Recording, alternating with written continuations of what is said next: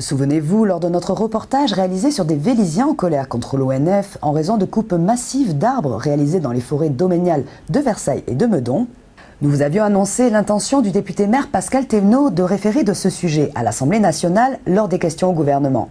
Promesse tenue, voici ce qui s'est dit au sein de l'hémicycle le mardi 24 mai. Nous arrivons à une question de M. Pascal Thévenot. Je souhaite attirer votre attention sur la gestion des forêts domaniales d'Île-de-France par l'Office national des forêts. Depuis plusieurs années, l'ONF opère d'importantes coupes de parcelles forestières en bordure d'agglomération, notamment en Île-de-France. Ces coupes commerciales ont des effets nuisibles significatifs sur l'environnement. Dégradation du paysage urbain, accroissement du degré de pollution atmosphérique ou encore destruction de l'écran acoustique formé par les arbres. Enfin, les familles qui profitaient du cadre de vie des forêts domaniales sont particulièrement choquées par ces coupes commerciales et les dégâts que causent les engins de travaux. Pouvez-vous nous indiquer quelles mesures vous comptez prendre pour limiter les coupes de parcelles forestières situées au bord des centres urbains à un simple entretien du patrimoine forestier et pour impliquer davantage les acteurs locaux? Monsieur le ministre. Madame la Présidente, Monsieur le député, sur ce sujet, il est extrêmement, difficile d'expliquer qu'une forêt, pour stocker du carbone et atténuer justement ce que vous évoquez, c'est-à-dire la pollution atmosphérique, nécessite d'être une forêt qui soit entretenue et que des bois soient coupés.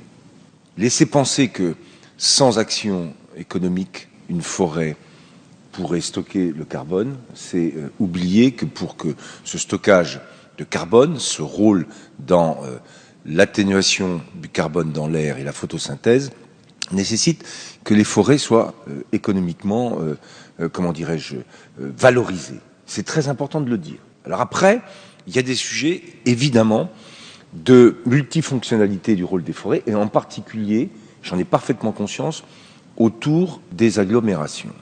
Finalement, je pense que c'était assez sincère par rapport au dossier compliqué qu'il a à gérer, le ministre de l'Agriculture. Le dossier de l'ONF, c'était pas le premier dossier qu'il avait traité.